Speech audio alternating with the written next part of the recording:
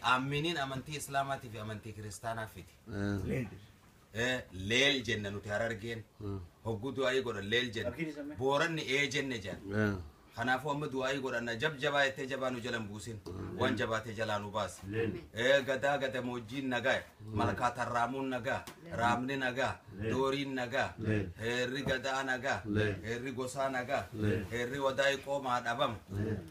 Gartee bobbee engalee raasi magarra fendama inee raasi magan deemeen deebinee raasi magan yaa rabbi gartee oolmaya gaarii nu god kuruphoon takka dhaltii yaa rabbi re'ee ta'e janda geessisin gorriin killee ala dhaltii yaa rabbi lukkuu ta'e janda geessisin saani gadamsaan ilma moo yaa rabbi sa'a kee janda geessisin yaa rabbi kormi gadamsaan qotuu korma kee janda geessisin yaa rabbi harree giidoon hin fe'amtuu harree ta'e janda geessisin yaa rabbi waddeessi bona daraaraa buna kee janda geessisin gobeessin dhaluu yaa rabbi bishingaa kee Abo dardari Oromo kabakate Nairobi jiru qabri qota dardara keenya Oromiyaa tafe ya rabbi nageessise abo dubri Oromo kabakate garte Kenya jiru taaziya dhaqa dubri taaziyaan dhaqu dubra keenya Oromiyaa tafe nageessise dubartiin Oromo tahiree biyya sadaffaa harkattee dhufte yoo jaarsaa wallolte manguddoon siinaa waan waane ya rabbi dubartii teenya Oromiyaa tafe nageessise duba garte ga odo mataan adiin jiru namni mana adiin dhaqu garte tachetta haften dagaysin dubra dubartii teenya tagarte dhufte biyya ollaa Kenya jirtu dhalaan kukkujuu dhaabbatee fincaanaa yaa rabbiin garsiise